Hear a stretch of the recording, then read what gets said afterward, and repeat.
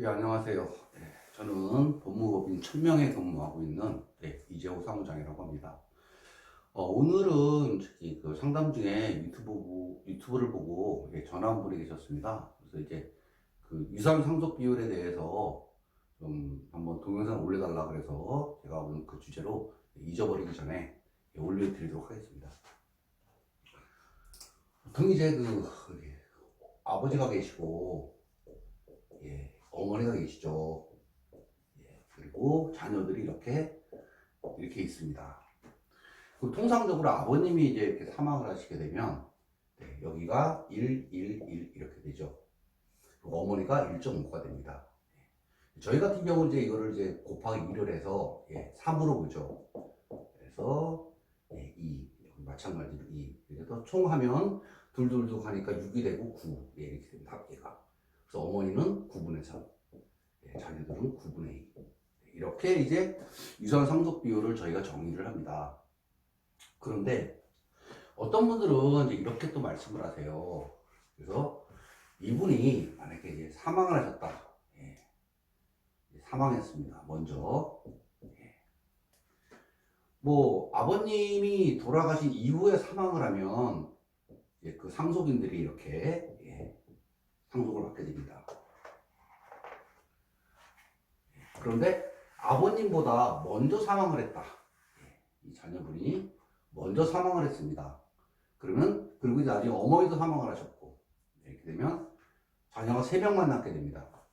이런 경우에 그 상속분이 어떻게 됐냐. 어떤 분들은 2분의 1씩 이렇게 말씀을 하시는 분들도 계세요. 그러나 그렇게는 안 됩니다. 왜냐하면 이 결혼을 해가지고 배우자가 있고 자녀가 만약에 1명 있다, 2명 있다고 보자고요. 아들과 딸이 있습니다. 이런 경우에 상속분이 어떻게 되냐면 원래는 3분의 1이죠. 이렇게 3분의 1씩 취득을 하게 됩니다. 근데 먼저 사망을 하게 되면 이걸 대습상속이라고 부릅니다.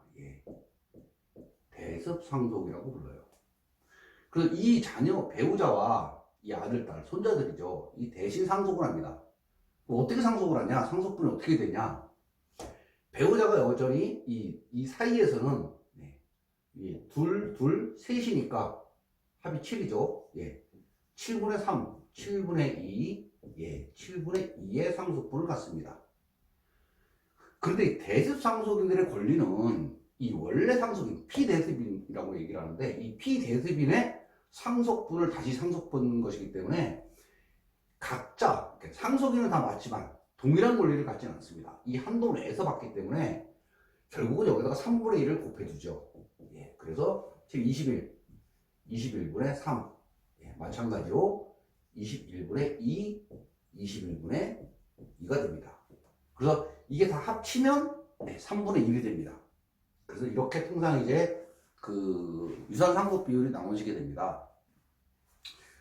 그러면 이게 또 어떻게 변동이 되냐? 이렇게 된 상태에서 만약에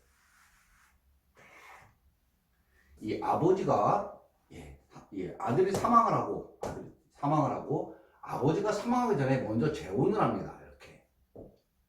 이렇게 재혼을 하게 되면 상속인의 권리에서 삭제가 됩니다. 상속인이 안 됩니다. 그러니까 아버님이 사망한 이후에 상속이 일어난 거죠. 사망을 하면 상속이 일어납니다. 이렇게 상속이 일어나면 일단 상속인이 되죠. 그 이후에 재혼을 하는 건 상관이 없습니다. 오늘 아버지가 돌아가시고 시아버님이 돌아가시고 내일 재혼을 했다, 상관없습니다. 상속인입니다. 다만 따라서 이 대습인 경우는 이 아버지가 이 상속이 발생하기 전에 재혼을 했느냐 안 했느냐의 여부에 따라서 이 며느리의 상속인 지위가 달라지게 되죠. 만약에 이 시아버님이 사망하기 전에 배우자가 재혼을 했다. 그러면 3분의 1을 둘이 놀아갔기 때문에 6분의 1씩이 됩니다. 이렇게 6분의 1씩 상속인이 됩니다. 또는 이 배우자가 상속 포기했다. 포기하면 어떻게 되느냐? 이 시아버지에 대한 거 그러면 없어집니다. 없어지게 되겠죠. 요 부분은 좀, 요 부분이 그럼 상속 포기하게 되면 이 부분이 일로 가느냐? 네. 그렇지 않습니다. 일단 상속 포기하게 되면 상속에서 이렇게 없어지게 되죠. 가는 게 아니고, 예, 재현한 것과 똑같은 흐름이 발생합니다. 그래서 역시 6분의 1, 6분의 1 이렇게 취득을 하게 됩니다.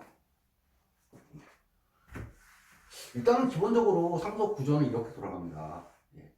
다만 이제 여기서 주의하셔야 점이 저희가 소송을 하다 보면 이렇게 이제 뭐 상속이 일어나는데 아버님이 이 사망을 하시고 그다음 그러면 이제 상속인이 이렇게 되겠죠. 네. 이렇게 상속인이 됩니다.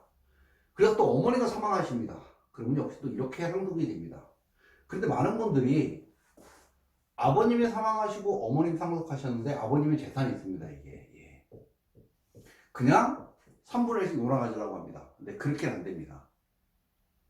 만약에 어머니한테서 증여를 받은 게 있다. 예. 그러면 변동이 일어납니다. 왜 그러냐면 아버님의 상속분 원래 어머니까지 해서 있을 때 예. 9분의 3, 9분의 2, 9분의 2씩 놓게 됩니다. 이렇게.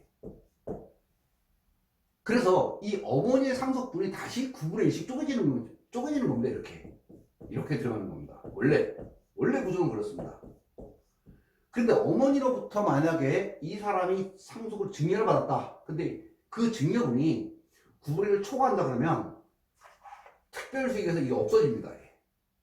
그래서 결국은 9분의 1.5가 되죠. 이렇게 됩니다.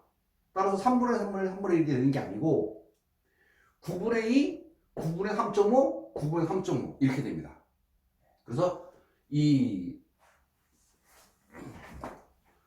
그래서 이 상속을 할 때는 만약에 아버님하고 어머님이 순차적으로 돌아가셨다 그러면 각각 별개로 계산하시면 되겠습니다. 자, 오늘은 유산 상속 비율에 대해서 좀 강의를 해달라고 그러셔가지고 올려드렸습니다. 항상 말씀드렸듯이 궁금하신 게 있으면 이렇게 뭐 상담 전화해서 물어보셔도 되고, 그렇지 않으면 좀 추가적인 거는 지금처럼 궁금하신 거는 좀 유튜브에 한번 올려달라, 그렇게 말씀하시고 올려드리겠습니다.